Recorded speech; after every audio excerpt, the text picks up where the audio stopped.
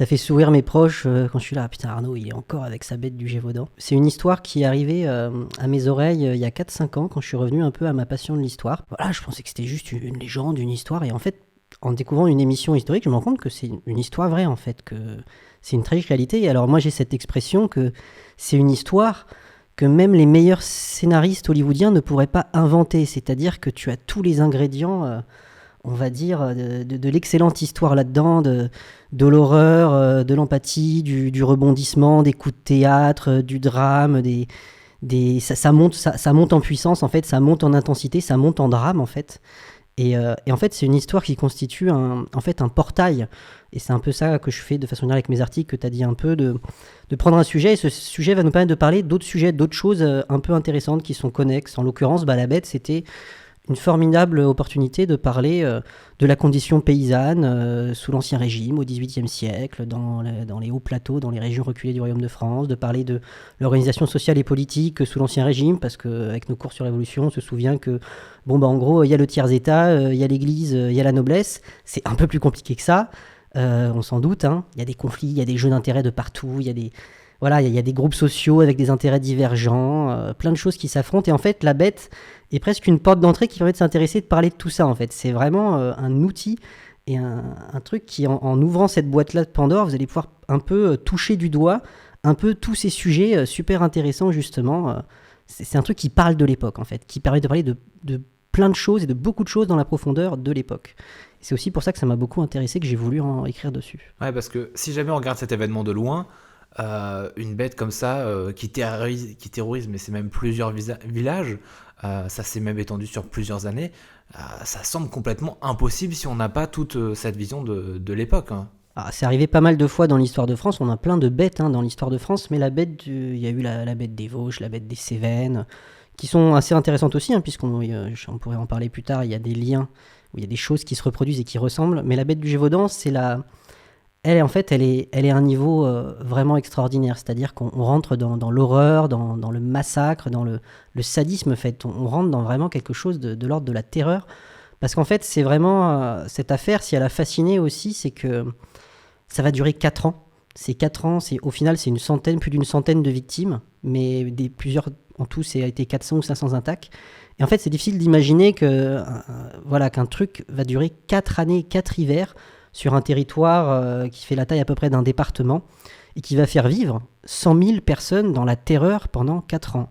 Et c'est très difficile d'imaginer. Et en fait, ça va traumatiser vraiment les populations locales. Ça va laisser vraiment beaucoup de traces dans les mémoires, dans les traditions locales. L'écrivain Stevenson, qui fait sa fameuse traversée des Cévennes après, dans ce qui deviendra le fameux chemin de Stevenson, à l'époque, il se perd, il croise des fermiers qui refusent, 100 ans après, toujours de sortir la nuit. De sortir de la ferme la nuit. Il y a toujours cette peur un peu superstitieuse. C'est intéressant si on pourrait en parler, parce que cette bête, elle croise cette population qui à la fois est très croyante, très chrétienne, mais qui est aussi encore travaillée par beaucoup de superstitions. Dans ces terres-là, on croit encore dans la sorcellerie, dans les sorciers, dans le diable. Et c'est très intéressant d'ailleurs tout ça, parce que derrière le terme de bête, il y a l'idée du diable, du mal en fait, qui est incarné sous forme de bête. Ça, c'est un truc intéressant dont on pourra parler, aller un peu décanter cette chose-là. Et c'est une affaire en fait qui a été une haute affaire politique, qui est arrivée jusqu'au plus haut sommet de l'État, qui à la fin est devenue une affaire d'État. Et le roi s'engage personnellement sur cette affaire et ne la résoudra même pas. Donc ça a été une haute affaire politique, ça a été une haute affaire sociale, et il y a plein de dimensions et de choses à en analyser en fait. Et puis c'est une affaire il se passe tellement de choses invraisemblables. En fait, vous lisez les faits, il n'y a rien qui va en fait dans cette affaire, et des fois vous êtes obligé de poser des hypothèses assez folles pour donner du sens à ce que vous lisez et à ce que vous apprenez en fait, à ce que vous constatez. Et chronologiquement, ça s'est passé comment ? Tu dis qu'il y a eu plusieurs phénomènes de bêtes. Celui-là, c'était le premier, le dernier ? En fait, des bêtes, entre guillemets, dévorantes dans l'histoire de France, c'est-à-dire qu'un animal qu'on a appelé bête, qui a fait 20, 30, 50 morts, il y en a eu pas mal dans l'histoire de France. Mais il y en a eu en particulier beaucoup au XVIIIe siècle, mais il faudrait qu'on en parle plus tard, parce qu'il y a besoin de poser pas mal de choses pour comprendre un petit peu ça. Mais donc là, en gros, on est entre 1764 et 1167. Donc en gros, pour situer, on est au milieu du XVIIIe siècle, on est sous le règne de Louis XV, un roi qui va avoir une longévité, qui a été très populaire à une époque, et qui à l'époque est en grande perte de vitesse. On sort de la guerre de 7 ans, qui a été ce qu'on peut considérer comme la première guerre mondiale de l'histoire, un grand choc entre la France et l'Angleterre, quasiment aux quatre coins du monde. C'est la fameuse guerre, pour que les gens situent, où la France perd le Canada et le Québec, et aussi les Indes. Donc la France sort d'une guerre éprouvante qui a été un désastre pour elle. Et notamment, justement, on n'invente rien en fait. C'est-à-dire qu'au XVIIIe siècle, on a déjà des journaux. Les journaux, on sort d'une période de guerre, c'est comme aujourd'hui si vous voulez. Ils ont pu vendre un petit peu leur chou gras en parlant de la guerre, et là d'un coup, il n'y a plus de guerre, et donc il faut des sujets. Et quelque part, cette affaire de Bête, c'est un bon fait divers, au départ, dont les journaux vont s'emparer. Et c'est peut-être un peu le premier grand fait divers médiatique avant l'heure en fait. Parce que pour vous dire, même jusque dans les colonies américaines, on parle de la Bête du Gévaudan et on se moque de l'impuissance du roi de France, le monarque absolu, et le roi chasseur, en plus c'était un roi qui avait la passion de la chasse, à se débarrasser d'un obscur animal qui dévore ses sujets dans le trou du cul de son pays, pour dire ça comme ça. Et même aujourd'hui, la Bête du Gévaudan, c'est quelque chose qui est très présent dans la fiction, qui est très présente partout dans le monde. Ouais. Donc de base, un petit événement qui se passe dans une petite campagne française, ça se retrouve partout dans le monde, c'est assez incroyable. C'est lié aussi, en fait, pour ça, il faut parler un petit peu de la chronologie de l'affaire. C'est-à-dire qu'en fait, dans cette affaire, on monte en puissance, notamment dans les moyens qu'on va mettre contre cet animal, ou ces animaux, ou même... Enfin, déjà, ça ouvre un débat qui mériterait d'arriver plus tard. Mais en gros, au départ, voilà, faut peut-être que je présente un petit peu rapidement, globalement, la chronologie des événements. Début 1664, vers le milieu de l'année, près de la région de Langogne, pour vous situer, on est à la frontière entre l'Ardèche et la Lozère actuelle, voilà, la frontière Auvergne-Languedoc. On a des bergers, des bergères qui commencent à se faire attaquer, commencent à avoir des victimes, des personnes dévorées, et avec des attaques qui se ressemblent, et on commence à parler d'une bête, d'un animal. On ne parle pas de loup, on parle tout de suite immédiatement de bête, parce que les paysans disent c'est pas un simple loup ce qu'ils reconnaissent, parce que les paysans, il faut aussi se situer à l'époque. Il n'y a pas de télé, il n'y a pas d'internet, ils peuvent parler d'un animal qu'en comparant avec ce qu'ils connaissent. À l'époque, le plus grand prédateur qui existe en France, c'est le loup. Et le loup, les paysans, ils n'ont pas peur du loup. Le loup, c'est un animal qui est très craintif, qui s'attaque aux animaux, il ne s'attaque pas à l'homme, à part le loup enragé. Les paysans ont l'habitude de le mettre en fuite avec un coup de sabot ou en balançant quelques pierres. Donc, parce que les petits bergers qui sont tout seuls sur les pâturages, ils ont l'habitude de voir des loups qui rôdent autour du bétail. Là, on a un animal qui vient s'attaquer directement toujours au berger ou à la bergère, directement à l'homme. Parce qu'ils sont très vulnérables. Les bergers-bergères, globalement, c'est souvent des adolescents et des enfants.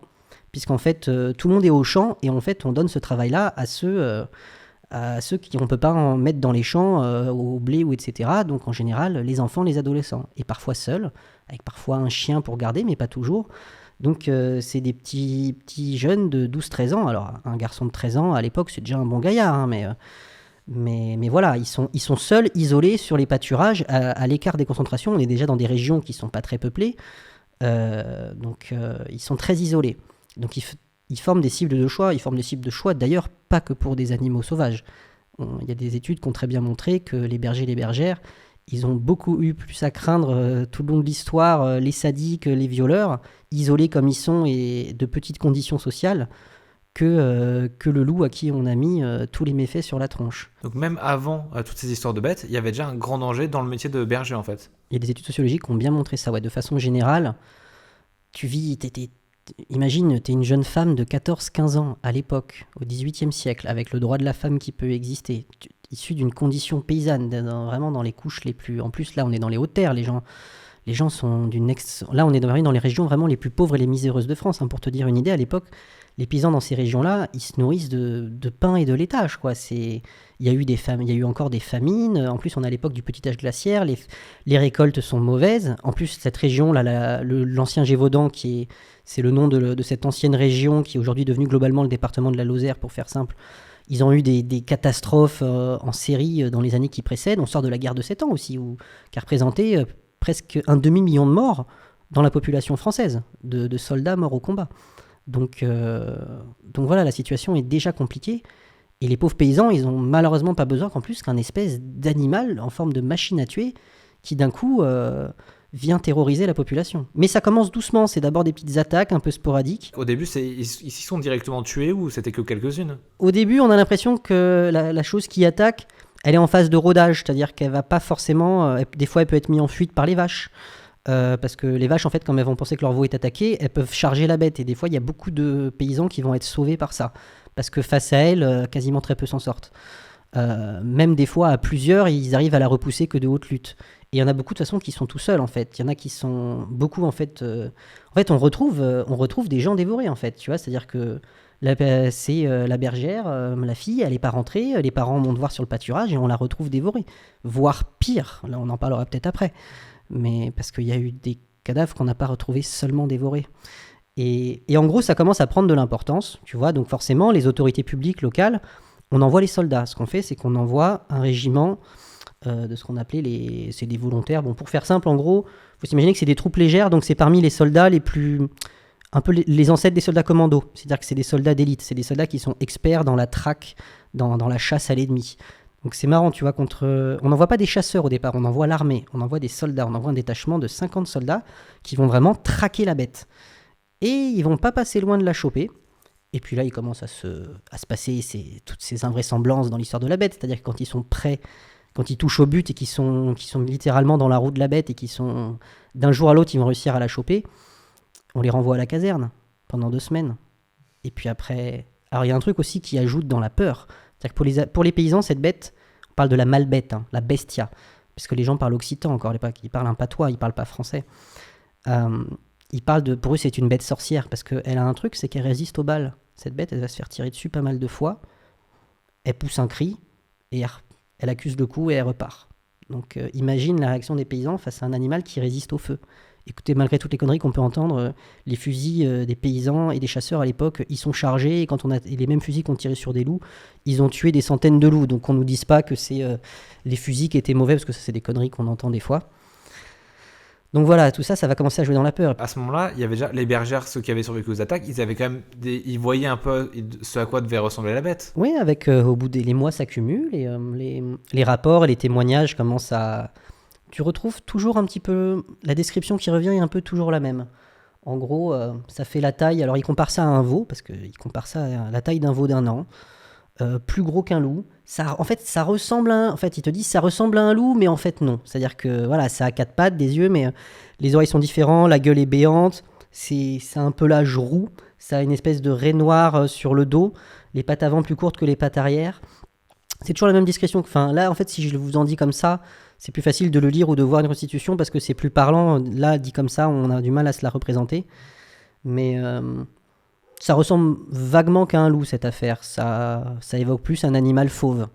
Et d'ailleurs, toute l'idée de l'animal exotique, tous les journaux et les gravures de l'époque parleront beaucoup d'une hyène échappée d'Afrique. C'est intéressant d'ailleurs. Mais une hyène, c'est moins dangereux qu'un loup. Mais en fait, un loup, le loup n'attaque pas l'homme. En fait, le loup, il a des milliers d'années de conditionnement, de peur de l'homme. Le loup, c'est le grand prédateur le plus craintif vis-à-vis de l'homme. Vraiment. De toute façon, ce qu'il faut retenir, c'est qu'un animal sauvage, il s'amuse pas à tuer pour le plaisir de tuer. Je veux dire, il va à l'économie, il va à la survie. Donc, de base, il attaque pas l'homme, l'animal sauvage. Même les grands prédateurs, même le lion, les fameux lions du Tsavo, en fait, en général, ils finissent par attaquer un homme par accident. C'est des animaux qui sont un peu, pour X raisons, ils sont en mauvaise santé, ils sont moins performants, ils ont des pics de tu vois, enfin, il y a plein de raisons. Ils se mettent à s'approcher des troupeaux. Ils visent en fait le bétail. Et là, ce qui se passe, c'est que l'homme s'interpose. Et du coup, il y a un peu... C'est toujours le même processus. Net Jumentier explique ça bien. Du coup, l'homme s'interpose et la bête, l'animal, finit par la tuer. Et en fait, c'est toujours accidentel. Et en fait, là, il entre le fait qu'en fait, il peut aussi tuer l'homme, que l'homme, finalement, c'est mangeable et c'est tuable aussi, en fait, plus facilement que ce qu'il pense. En fait, c'est comme s'il le rajoutait à la liste de ses proies. Mais l'animal sauvage, il va toujours chercher la facilité. Tu trouves ça... Imagine, tu as un troupeau des brebis toutes seules, et toi, tu viens t'attaquer à l'homme qui porte une lance, une baïonnette, et qui va se défendre. Ça n'a aucun sens, l'animal. Il n'y a qu'un animal qui a été conditionné à faire ça, qui va faire ça. Ça n'a aucune logique de s'attaquer à la proie la plus difficile. Parce que du coup, tous les petits bergers, ils s'arment. Alors, ils n'ont pas le droit au fusil. Il n'y a que les chasseurs, parce qu'à l'époque, les paysans n'ont pas le droit d'avoir un fusil, que dans certaines conditions, parce qu'on n'aimait pas trop que le petit peuple soit armé.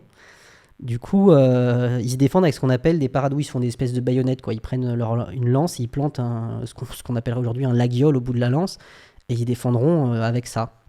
Ou une hache, ou tu vois, les trucs qu'ils ont sous la main, quoi. Et parfois, ça leur permettra. Et même en fait, avec ça, des fois, ils essaient de percer la bête et ils disent c'est la peau, on n'arrive pas à passer à travers ça. On n'arrive pas à endommager ce machin, quoi. Et puis, il y a des attaques. T'as une attaque, et puis en fait, le lendemain, la bête, elle est à 40 km. Je parle de la bête. Après, ça, c'est encore un sujet qui peut être déconstruit, hein, mais elle est à 40 km, ou même des fois, 2 heures après, une autre attaque, ou là, même une fois, elle est blessée, et puis 1 heure après, elle réattaque en pleine forme à un autre endroit. Donc, cette histoire, c'est que ça. D'ailleurs, ce qui va jouer dans le fait qu'on lui met un don d'ubiquité. C'est un truc diabolique, tu vois, c'est omniscient. Le truc, il est partout. Il est là. Le lendemain, il attaque à 40 km, et puis le lendemain, encore à 30 km. On la poursuit, elle s'échappe systématiquement aux chasseurs. Parce que les moyens qu'on met contre elle ne vont faire que monter. D'abord, on envoie les soldats. Les soldats n'arriveront pas à en venir à bout. Il faut voir qu'à l'époque aussi, le terrain est très difficile. Il y a des tourbières de partout. L'hiver, à l'époque, l'hiver du Gévaudan, c'est quelque chose. On est quand même dans de la montagne, dans de la petite montagne, avec beaucoup de gorges, beaucoup de chaos rocheux, très peu de routes. Hein. À l'époque, l'endroit est presque coupé du monde pendant l'hiver.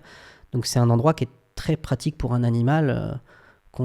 C'est un terrain qui est favorable à l'animal, en fait, plus qu'à l'homme.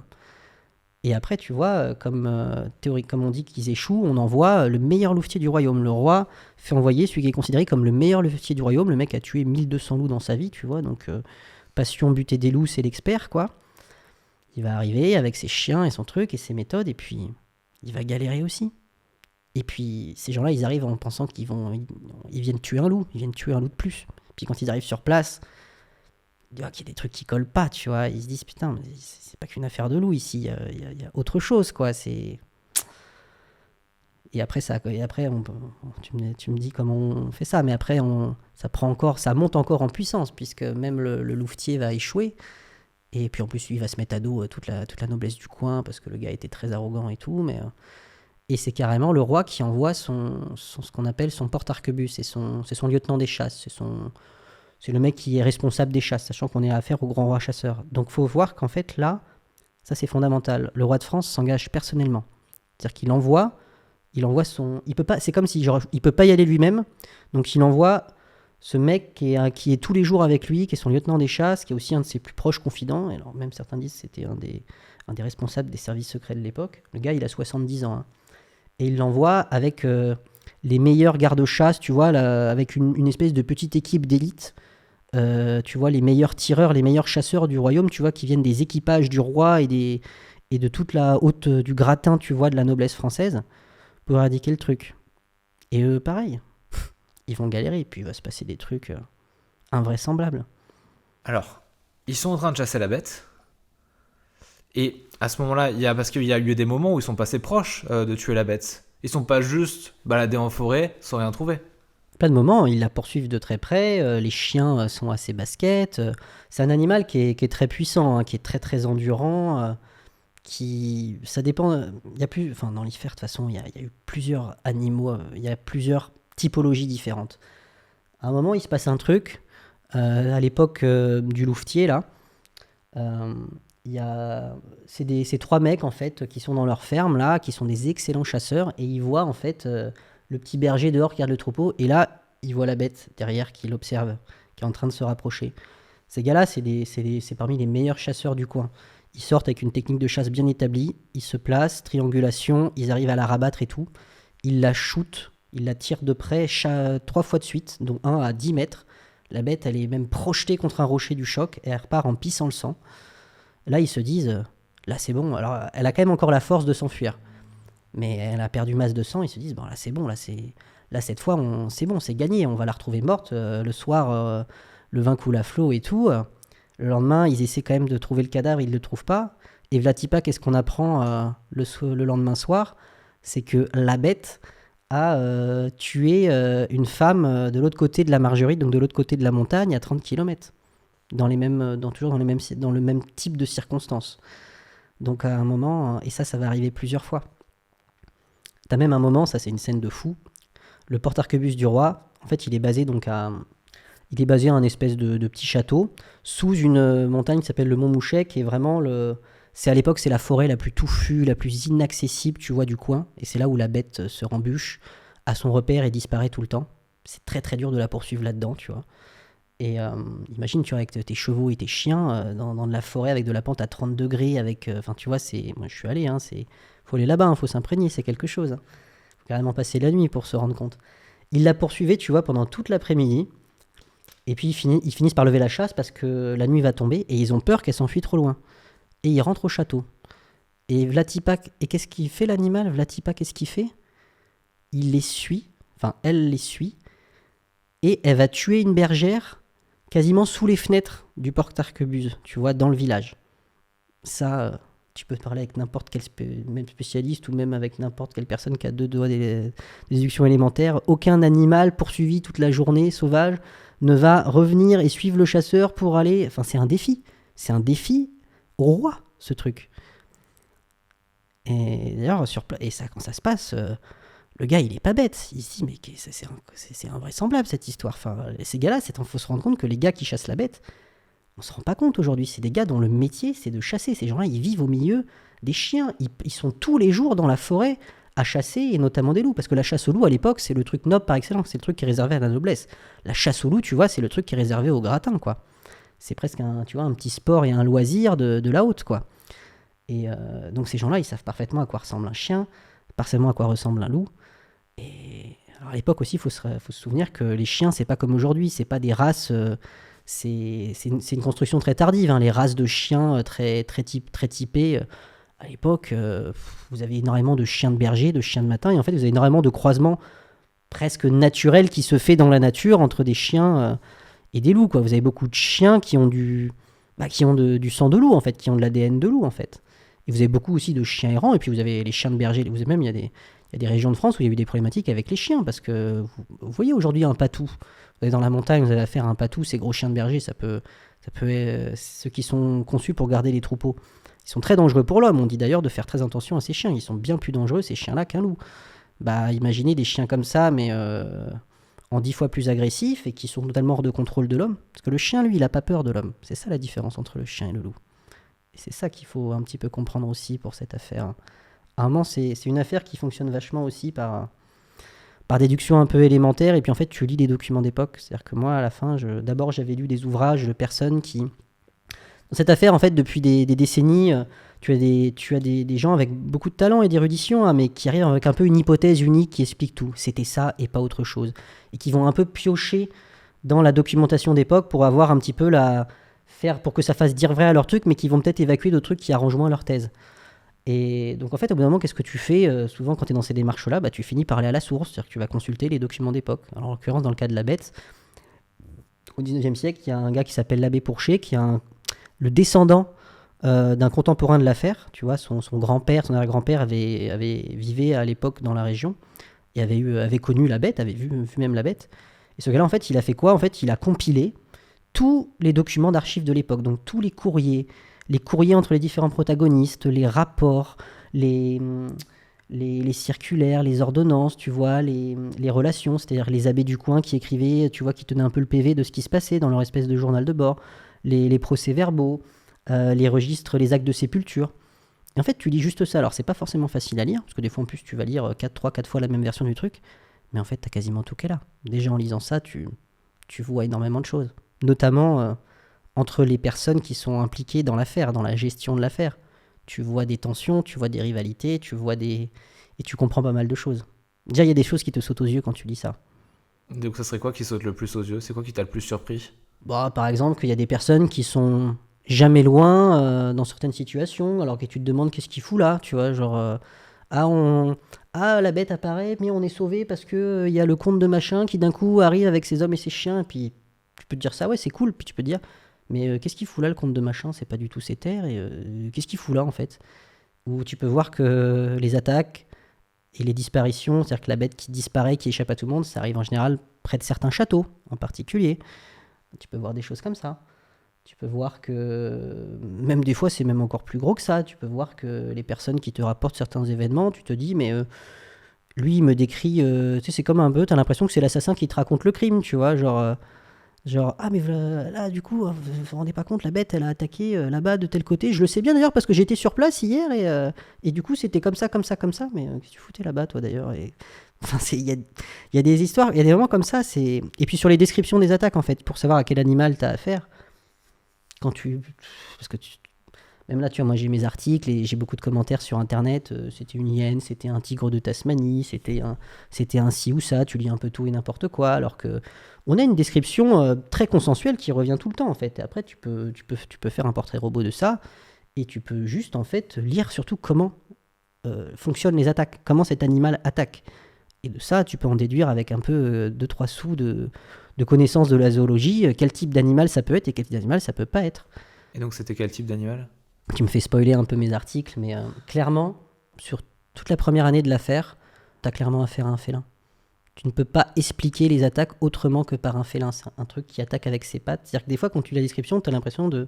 C'est bête à dire, hein, mais de lire un gros chat. T'imagines un gros chat ou un tigre au sens où la façon qu'il a de s'exciter avant de s'attaquer, de se dresser sur ses pattes. Et d'ailleurs, c'est un truc que tu retrouves même dans les images et les gravures d'époque. Parce qu'à l'époque, en fait, beaucoup de gens ne savent pas lire. Donc en fait, tu as les journaux, mais ça c'est plus lu par la bourgeoisie et les notables. Mais on va dire pour les gens du peuple, ce qui circule énormément, la façon de s'informer à l'époque, tu vois, c'est ce qu'on appelle des gravures, c'est une espèce de petites images illustrées. Un dessin, puis une petite légende en dessous qui dit, voilà, figure de la bête qui ravage le Gévaudan, tu vois. Et en fait, dans ces dessins, c'est intéressant parce que dans la symbolique de ces dessins, alors ils sont imagés, ils sont pas réels. La bête, elle a des yeux, une langue rouge qui sort, elle fait un peu diabolique. Mais si tu regardes un petit peu qu'est-ce que ça représente, tu retrouves l'idée, en fait. Tu retrouves des choses très factuelles qui correspondent aux attaques. Et ce qui est rigolo, c'est que cette caractéristique-là, après la fameuse attaque dont je te parlais des 3 chasseurs, là, elle disparaît complètement. Mais en fait, on n'a jamais retrouvé le cadavre de cet animal-là. Donc on n'a jamais pu prouver quoi que ce soit. Mais c'est pas un hasard d'ailleurs qu'on n'ait peut-être pas retrouvé le cadavre de l'animal. C'est-à-dire il a été... il fallait peut-être pas qu'on tombe dessus, quoi. Donc, le premier, ça serait un félin, peut-être un tigre? Ça fait vachement penser à un lion, ce truc. Ça va faire rigoler les gens parce que beaucoup de gens ont vu le pacte des loups et se sont dit, le pacte des loups avec leur lion. Alors forcément, dans le pacte des loups, le truc, ils lui ont mis une espèce de carapace en mode Panzer, donc ça paraît complètement outrancier, quoi. Mais en fait, l'idée du lion est pas si déconnante que ça, parce que quand tu lis vraiment la description, il faut savoir, parce que les gens se disent, mais un lion, pour prendre l'hypothèse, tu vois, d'un lion ou d'un grand félin, les gens se disent, c'est pas possible, il aurait crevé à l'époque, un animal d'Afrique, il aurait crevé dans l'hiver du Gévaudan. Bah non, en fait, t'as des fauves qui vivent dans les montagnes de l'Atlas, du côté du Maghreb, qui vivent dans la montagne, qui sont parfaitement habitués à ces climats-là. Il y a une grande mode à l'époque dans la noblesse à l'exotisme. On est à l'époque des travaux de Buffon sur la biologie. Buffon vient de sortir son histoire naturelle. Et donc, on s'intéresse vachement, on est à l'époque des les grandes découvertes, on est à l'époque de ces grands voyages, ces grandes expéditions au bout du monde, de Bougainville, de Cook. Et donc, il y a cette fascination pour les créatures, les plantes, les animaux, un peu hors d'Europe, quoi. Et il y avait, même Louis XIV avait une grande ménagerie de fauves, et en fait, beaucoup de nobles ont des ménageries personnelles, ce qu'on appellerait aujourd'hui des zoos, en fait. Il y a cette fascination pour les grands fauves. Et parce que moi, quand je pense à un lion, c'est très reconnaissable avec sa crinière. Il lui aurait coupé sa crinière ou... Un jeune lion, par exemple, il n'a pas forcément une crinière aussi développée. Tu as aussi tu vois, sur les oreilles, il y a plein de dresseurs qui ont toujours coupé les oreilles à des endroits. Enfin, il y a plein de... On peut pas affirmer, en fait, dire c'était ça, mais en tout cas, clairement, si tu lis ces attaques, tu lis notamment dans ces attaques vachement que les personnes, il y en a même qui vont être quasiment scalpées, qui vont avoir le cuir chevelu arraché par les griffes de l'animal. Ça, un chien ou un loup peut pas faire ça, en fait. Parce que l'hypothèse que beaucoup de gens amènent, c'est l'hypothèse de l'hybride chien-loup, du métis. Qui est une hypothèse tout à fait intéressante, puisque dans la seconde partie de l'affaire, une fois qu'il y a cet animal-là qui est blessé, cette caractéristique-là, après, elle disparaît. Après, globalement, tu as affaire à des trucs, quand tu lis les descriptions, qui sont entre le loup et le chien. Ça a des caractéristiques et des traits du loup, ça a des caractéristiques et des traits du chien. En tout cas, ça fait des trucs qu'un loup ferait jamais. Ça a une familiarité, ça a une audace vis-à-vis de l'homme, mais une audace inimaginable, tu vois, c'est un animal. Tu repoussais son attaque, il pouvait aller se coucher à 30 pas, à 30 mètres de toi, et rester là à attendre, en fait, et te regarder. Il rentrait en plein village pour attaquer. Parfois, il rentrait même dans les jardins, dans les maisons, il s'attaquait à des groupes d'hommes. Mais c'est jamais le loup qui peut faire ça, il n'y a que le loup enragé. Et donc c'est une maladie, quoi. Sauf que le loup enragé, en 3 jours, il est crevé. Donc ça ne peut absolument pas expliquer ce qui s'est passé. Et puis pour les loups, il faut quand même dire sur cette affaire que des loups, on va faire des battues énormes. Il y a sûrement eu la plus grande battue de l'histoire du monde qui a été faite pendant l'affaire du bête du Gévaudan. C'est-à-dire qu'à un moment, c'est 40 000 paysans et chasseurs et militaires qui balayent un rectangle de 40-60 km et qui convergent en un point. 40 000 personnes, c'est sûrement la plus grande battue de l'histoire du monde jamais faite contre un animal. Et des battues comme ça, il va y en avoir des dizaines qui vont se mobiliser plusieurs milliers de personnes. En général, pendant ces battues, la bête, on n'en voit pas l'ombre, ou on la débusque et on la perd. Et dans ces battues, on a buté des centaines de loups. Donc si la bête Gévaudan était un loup, il faut expliquer pourquoi dans ces battues, on tue des loups, mais pas les 3 loups qui seraient les loups anthropophages qui mangeraient les autres, tu vois. Et donc l'hypothèse, ça serait que l'animal soit dressé ensuite. L'hypothèse que tu fais, c'est l'hypothèse à laquelle tu es obligé d'arriver, en fait. C'est-à-dire qu'au bout d'un moment, tu peux... Il y a plus, ça devient impossible, tu vois. C'est la seule dernière hypothèse qui reste, en fait. À un moment, je ne peux pas expliquer ce à quoi j'ai affaire sans aller poser cette hypothèse que l'animal, là, ce qu'il fait, il a été conditionné, il a été imprégné. C'est pas naturel, en fait, de faire ça. Donc, effectivement, c'est ça qui est un peu terrible avec cette affaire, c'est que tu finis par en être arrivé à poser des hypothèses d'implication humaine. Et bon, de toute façon, l'implication humaine, ce que je dis, ça, c'est un secret de Polichinelle aussi, hein. C'est-à-dire que il y a évidemment de l'humain dans cette affaire, parce que il y a une quinzaine de cadavres qu'on a retrouvés décapités, avec parfois la tête qui a été posée à 100 mètres sur des rochers, avec parfois d'ailleurs des rochers qui sont des rochers liés à de la superstition locale, qui sont assez chargés. Il y a des événements aussi qui sont presque liés au Shabbat et aux sorciers, puisque par exemple, à un moment, la bête est atteinte de folie meurtrière un certain jour de juin, où elle commet 5 attaques. Donc là, même admettant que c'est un animal, tu vois, conditionné et tout, pour qu'il tue 5 personnes, il y a un moment, il a plus faim, l'animal, quoi. Bah, ça a été une grosse symbolique pour les gens, parce que c'était le jour du Shabbat, dans la croyance de l'époque, dans les traditions païennes de l'époque. Donc le fait que l'animal, jugé comme le diable, soit atteint de folie meurtrière le jour connu comme tout le monde comme le jour de la fête des sorciers, ça peut faire que jaser, et ça peut faire qu'accréditer ça.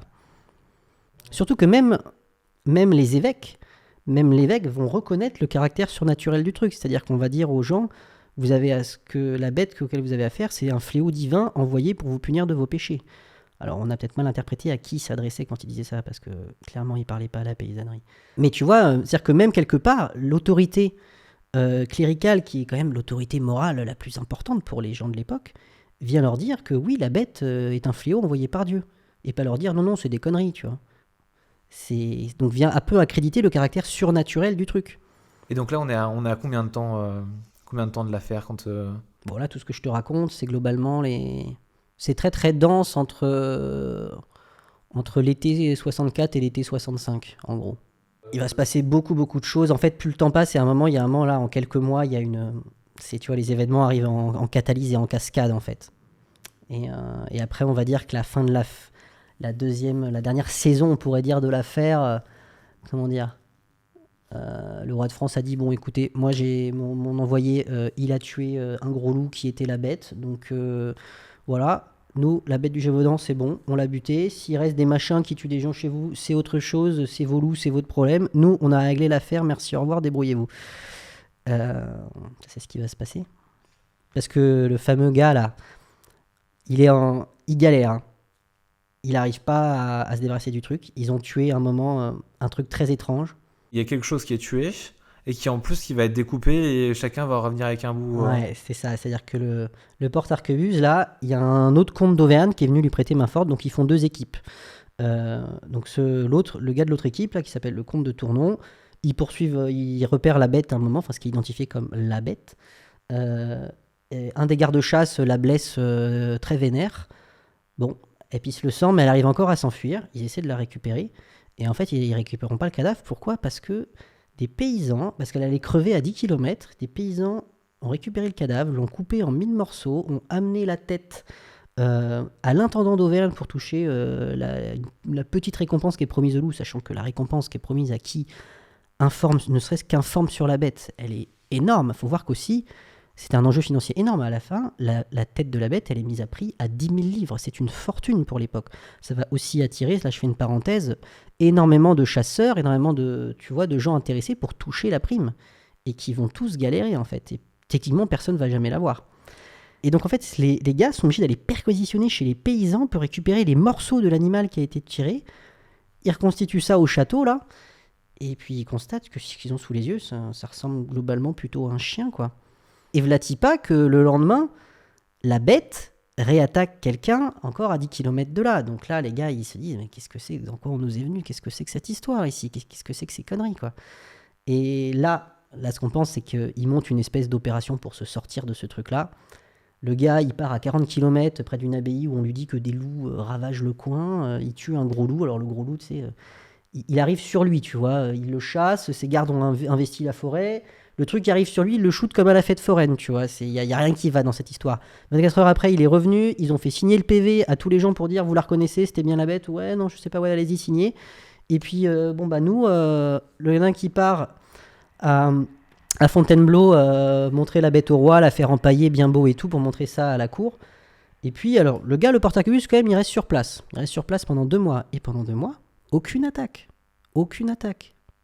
Donc, il finit par se barrer. En mode, bah regardez, il n'y a plus d'attaque, donc c'est bien qu'on l'a tué. Il se barre. Et puis après, ça recommence. Donc ça recommence juste après qu'ils soient partis. Est-ce qu'ils ont attendu un peu le... En plus, là, je te brasse beaucoup d'événements un peu en désordre et dans les grandes lignes, parce que c'est une affaire qui est très riche et il faut s'approprier vraiment la chronologie, les événements et les protagonistes pour pouvoir naviguer un peu dedans et comprendre tout ce qui ne va pas, en fait, et mettre de la cohérence dans ces incohérences. Mais c'est l'idée, ouais. Ce qui va, entre guillemets, manquer, ça va être toute la partie, donc ce dont tu as parlé sur les acteurs. Donc il y a tout un conflit entre différents acteurs et Louis XV. Je pense que tu peux peut-être résumer vite fait cette histoire-là, dire 2-3 mots dessus. Je donnerais juste un petit peu ces pistes de réflexion aux gens. Vous imaginez bien que les paysans de l'époque sont pas débiles, vous imaginez bien que les paysans savaient très bien qu'ils avaient affaire à autre chose, qu'ils étaient le jeu de quelque chose d'assez terrible, et que s'ils n'ont pas ouvert leur gueule, s'ils n'ont pas arrêté les choses d'eux-mêmes, c'est qu'ils en avaient peut-être pas le pouvoir. Et donc vous imaginez bien qu'on a affaire à des... Il y a eu des animaux clairement dans cette affaire. Il y a aussi beaucoup d'attaques, quand on s'y intéresse un peu, qui sont troublantes. Quand on lit certaines attaques, on a vraiment l'impression qu'on a affaire à une attaque d'un humain. Et pourtant, les paysans vous parlent de bêtes dans leurs témoignages. C'est-à-dire que même pour les paysans, finalement, la différence entre l'animal et l'homme, en fait, est très ténue, en fait. C'est-à-dire qu'on est vraiment dans une... On croit encore à la superstition, quoi. Donc, en fait, un homme qui serait déguisé en loup, il peut être qualifié de bête, en fait. Alors que nous, quand on dit bête, on va dire, il parle forcément d'un animal. Mais voilà, regardez le Pacte des loups dans la symbolique. C'est un film qui est très intelligent et qui passe beaucoup de messages dans la symbolique, au-delà de certains côtés un petit peu fiction et du kung-fu et tout ça. Et puis intéressez-vous en fait à qui sont les acteurs engagés là-dedans, l'intendant, le chasseur, les gouverneurs, les intendants, toutes les personnes qui sont engagées en termes de responsabilité dans cette affaire en fait. Voilà, de qui dépend le Gévaudan de l'époque, en fait. Qui sont les familles nobles les plus puissantes, les plus influentes. Il faut se rendre compte que l'Auvergne et le Languedoc, c'est des territoires qui, encore à cette époque, échappent un petit peu encore au pouvoir royal. On a des seigneurs qui sont très puissants là-bas, qui font un peu la pluie et le beau temps. Et d'ailleurs, intéressez-vous aux grands jours. La fronde... Le pouvoir royal a essayé de mater un petit peu ces grandes familles et ces nobles qui parfois avaient fait sécession et avaient un petit peu secoué la dynastie des Bourbons. Donc il faut s'intéresser aux profils sociaux et politiques, et puis il faut comprendre que, voilà, aussi que dans une affaire comme ça, quand vous avez du désordre, vous avez toujours des gens qui vont en profiter pour régler leurs comptes. Imaginez, à l'époque, si vous ne pouvez pas blairer votre voisin, que vous voulez venger votre femme ou votre mari qui vous a trompé... vous allez buter la personne, c'est dans les bois, et puis on dira que c'est la bête qui l'a dévoré. Et de toute façon, à l'époque, il n'y a pas de médecine légale, il n'y a pas d'enquête. Et puis imaginez aussi les malheureuses, je pense notamment aux jeunes femmes et aux bergères, dans un contexte comme ça, de bêtes dévorantes, la proie qu'elles peuvent encore plus constituer pour tous les bas instincts, avec là, voilà, à l'époque, qui peuvent terminer terriblement. Et en fait, voilà, dans un contexte comme ça où il y a du désordre, tout le monde peut se faire plaisir, en fait, tristement. Ça passera dans le décor, en fait. Est-ce que tu as une hypothèse sur la raison? Parce qu'à un moment donné, ça s'est quand même arrêté cette histoire. Comment ça s'est arrêté si jamais ça a repris quand l'arquebusier il est parti? Eh bien là, c'est des choses dont je parlerai dans les prochaines parties, mais vous imaginez bien, mais c'est pas du tout moi qui l'invente, hein, très très loin de là. Vous imaginez bien pour que les choses s'arrêtent, puis se reprennent, c'est que des personnes potentiellement très importantes et très influentes soient entrées dans le jeu. C'est la seule façon d'expliquer que... imaginez quand même, on a l'envoyé du roi, qui semble être même complice et connaisseur du fait que les choses vont s'arrêter, puisque lui-même est rentré dans cette... ça fait partie de la construction et de son move, en fait, de se dire, on tue le truc, les choses s'arrêtent, messieurs, ça va s'arrêter, comme ça on peut dire que voilà, c'est bon, c'est réglé, moi, l'honneur du roi de France est sauvé, moi je rentre, et puis après, se passera ce qui se passera. Donc, ça peut pas être le fait de quelques petits sadiques, de bas étage, du coin. Je veux dire, imaginez à l'époque le pouvoir quand même, le pouvoir royal, même le pouvoir d'un gouverneur, si c'était des petits gars du bas peuple qui faisaient ça, ça aurait été très vite et très violemment réglé. Non, pour qu'un truc comme ça puisse durer aussi longtemps, puis notez que ça touche, à une exception près, toutes les victimes sont des gens issus de la paysannerie. À une exception près. Bon, faut dire, les enfants de nobles qui gardaient des vaches sur les plateaux, ça courait pas les rues.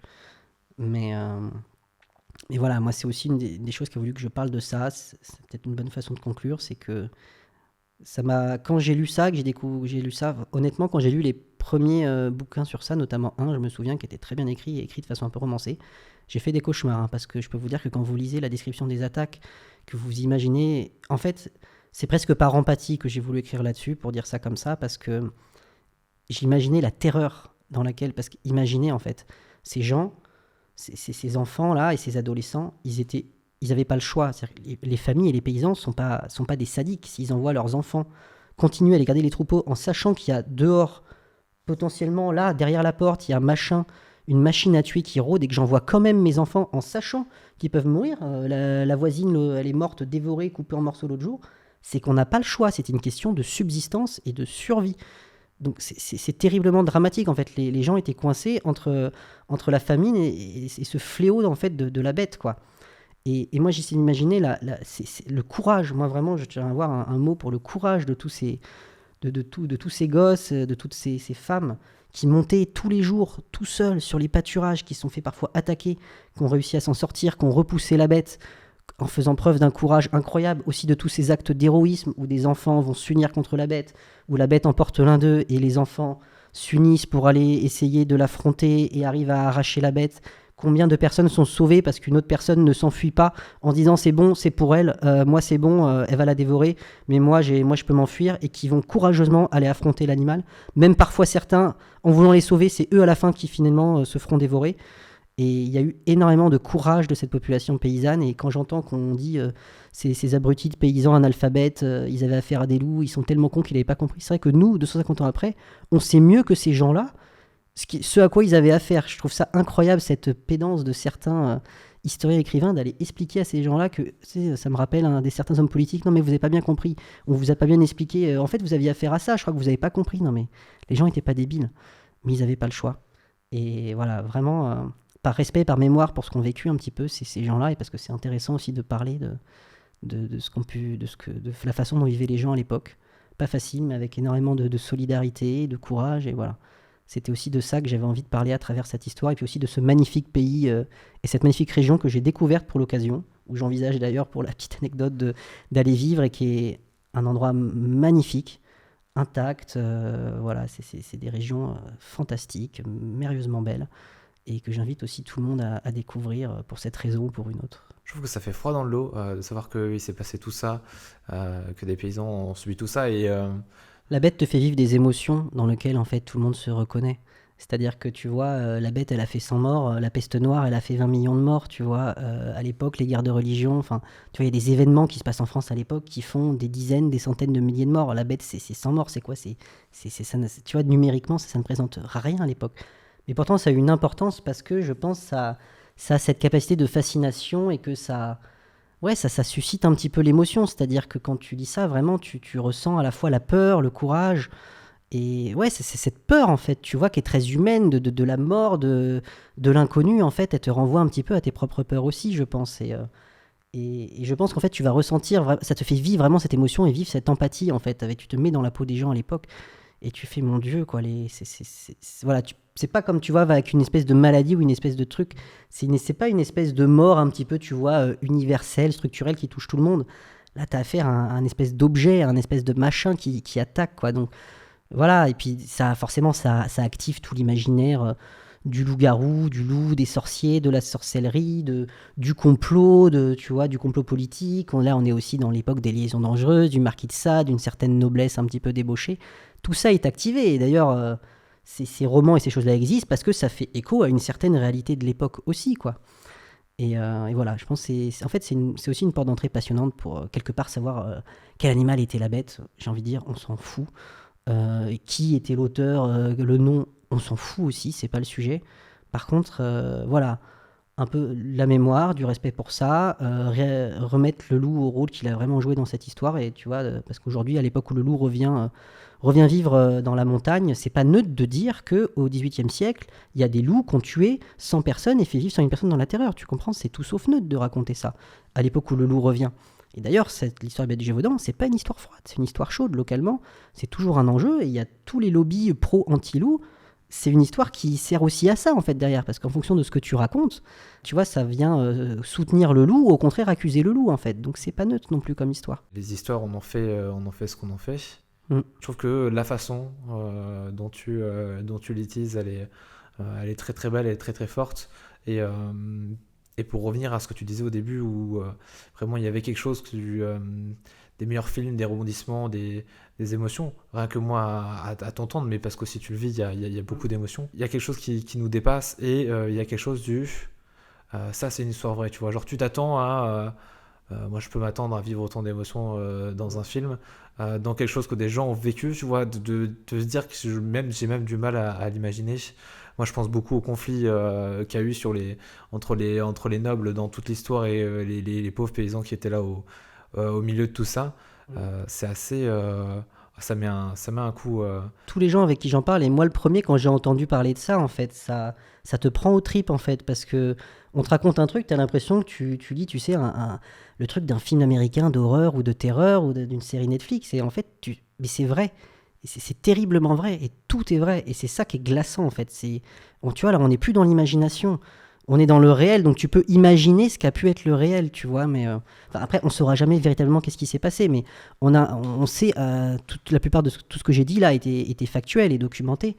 Et voilà, c'est vrai qu'on je dis, on peut pas écrire une histoire pareille. Une histoire pareille, on peut même pas l'écrire tellement elle est dingue, tellement elle est.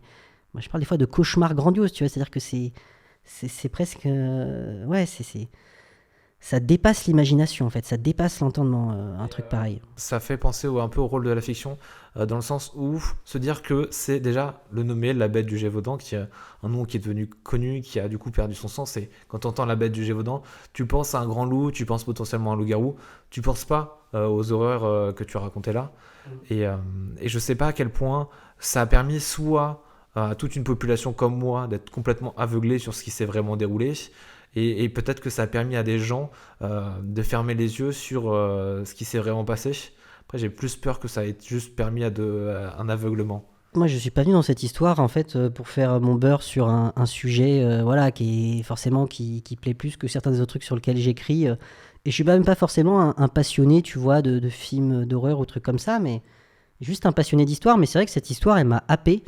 Et tout ce qu'en fait il y avait derrière, en fait, ouais, tu deviens un peu passionné. Et même moi, je me retrouve à écrire dessus. J'aurais jamais pensé, quand je me suis intéressé, que je me retrouverais à écrire dessus et à devenir quelqu'un qui raconte un peu cette histoire. Même des fois, quand je rencontre des gens et que le nom vient, c'est comme un conte qu'on se partage, tu sais, les nuits de veillée devant le feu. Sauf que là, en plus, en général, on se raconte des histoires qui font peur. Et là, en plus, on sait que cette histoire fait peur. Et parce qu'en plus, quand tu vas sur... Les lieux existent, c'est en France, c'est dans cette région. Vous allez là-bas, vous passez là où ça s'est passé. Et moi, je suis allé arpenter, je suis allé dans les bois, dans les endroits où ça s'est passé. Et je peux vous dire que c'est une chose d'écrire, de lire dessus, c'est une chose d'aller sur place. On peut pas se projeter dans tel que c'était à l'époque, mais En allant sur place, quand même, on ressent quelque chose et on a presque l'impression que c'est toujours un peu chargé, que la montagne a un peu toujours son mystère, quoi. Mais ouais, des fois, il y a des histoires en fait qui nous fascinent et ça nous dépasse un petit peu. Et je pense parce que, voilà, elles nous font vivre des émotions, elles nous font vivre des passions et puis en fait, elles nous apprennent des choses. Voilà, comme je dis, c'est une histoire qui permet de parler de plein de choses intéressantes derrière et pas seulement, voilà, c'était tel animal et tout. Quelque part, je trouve c'est. J'ai pas de vérité à apporter là-dessus et je trouve que c'est même pas forcément le plus intéressant en fait. Mais ça parle de la société de l'époque, ça parle de ce qui traverse la société de l'époque, ça parle des mentalités, des façons de vivre et un peu de l'histoire des hommes. Moi, j'avoue que j'ai un petit peu un angle dans ma façon de tracer l'histoire, c'est sortir de l'histoire un peu par les grands hommes, par les individus, par les événements. L'histoire par le haut, par les sommets. Machin a fait ça, et Napoléon, et machin, et trucs. Enfin, c'est pas qu'il n'y a pas des grands individus qui ont influé sur l'histoire, mais on parle rarement de l'histoire populaire, d'histoire de ce que vivent la masse et la majorité des gens. Ce qui se passe vraiment dans les, voilà, la Révolution française, on peut citer des noms et des événements et des dates. On peut comprendre ce qui traverse vraiment la société, les couches, les groupes sociaux. Et c'est ça qui est intéressant, c'est aussi une histoire un petit peu qui parle des gens, qui parle de monsieur, enfin de monsieur et madame tout le monde, des humains derrière en fait, du plus grand au plus petit en fait. C'est ça qui est intéressant dans l'histoire aussi. C'est de raconter un peu l'histoire des humains, de ce qui traverse les humains et de ce qui passe dans la tête des humains, le pire comme le meilleur en fait. Je veux dire, l'ombre et la lumière, on la retrouve à toutes les époques, dans toutes les humanités en fait. Pour cette belle conclusion, on va clôturer cet épisode sur la bête du Gévaudan, vue d'une façon complètement nouvelle et bien moins fantastique que ce qu'on a pu voir dans les films ou les séries.